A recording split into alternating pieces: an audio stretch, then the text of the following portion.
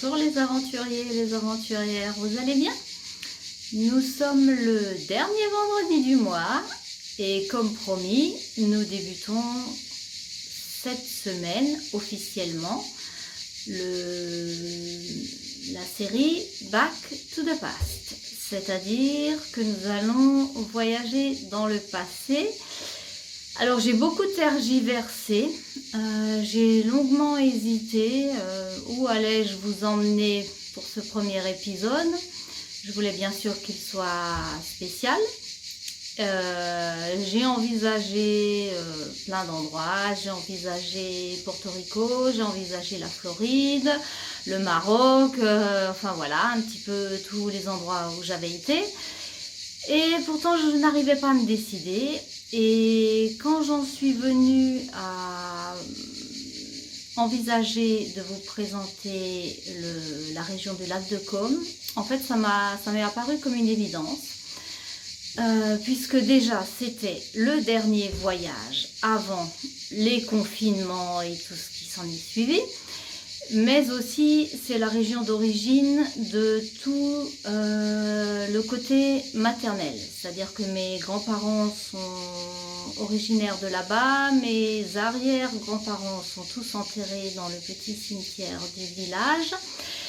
Et donc, je vous emmène, je vous présente la région du lac de Côme, avec la ville de Côme, qui est la principale ville donc, de la province, et trois villes qui sont dans ce qu'on appelle la zone du centre du lac, qui est la zone la plus belle et la plus riche, et le petit village d'où sont originaires une partie, enfin un côté de mes ancêtres. Voilà, donc je vous propose cette visite et que je vais vous commenter avec voilà, un petit peu de renseignements qui vous donneront peut-être encore plus envie d'aller faire un petit tour. Voilà. Pour commencer, petite situation géographique du lac de Côme, qui a, comme vous le voyez, la forme d'un Y renversé. Nous sommes à proximité de la Suisse et la ville de Côme est ville frontière.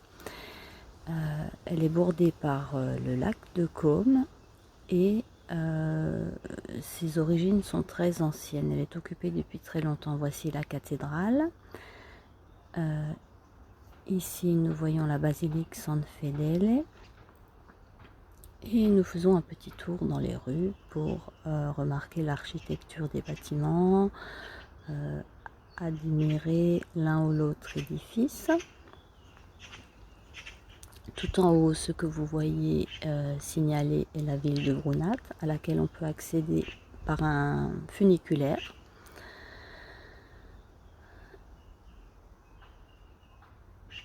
Voyons maintenant la zone du centre du lac, qui est occupée par trois villes. La première étant Menaggio, que l'on aperçoit ici depuis le lac. Et vous voyez tout en haut, signalé par une flèche, un petit point blanc. Nous y reviendrons tout à l'heure. Donc Menaggio est bordé par une promenade qui longe le lac. On peut donc admirer les montagnes qui font partie des Préalpes.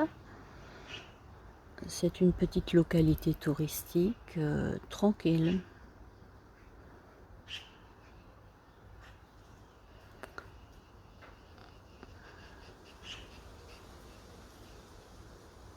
Et qui dispose d'une petite plage. De Menaggio, nous allons maintenant monter dans les montagnes et visiter le petit village de Breglia, d'où sont donc originaires mes ancêtres du côté maternel.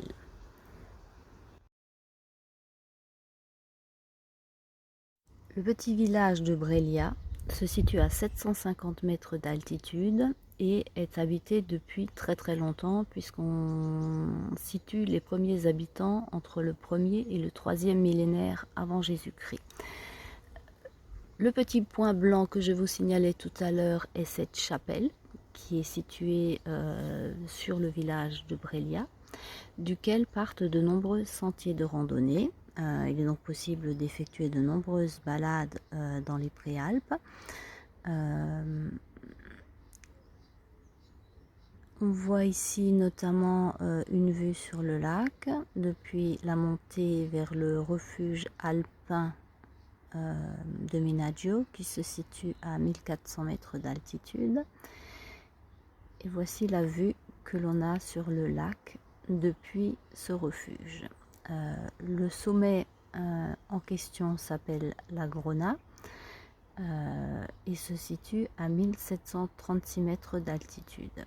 Nous étions donc en séjour là-bas au mois de septembre, d'où les nombreux champignons que l'on a pu admirer sur le chemin. Nous recherchions désespérément des cèpes, puisque c'est une région propice aux cèpes. Malheureusement, nous n'en avons pas trouvé.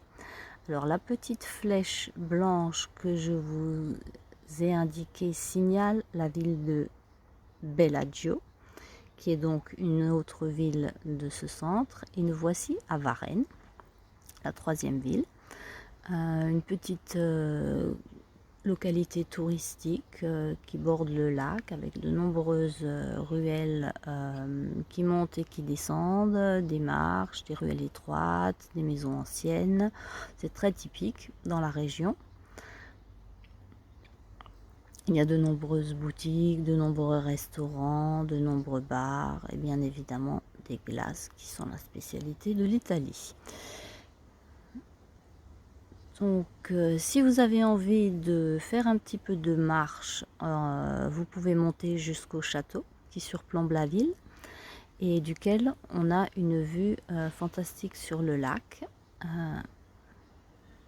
puisqu'on peut voir les branches du Y en fait. On se situe donc à l'endroit où le lac se ramifie et part dans les trois directions.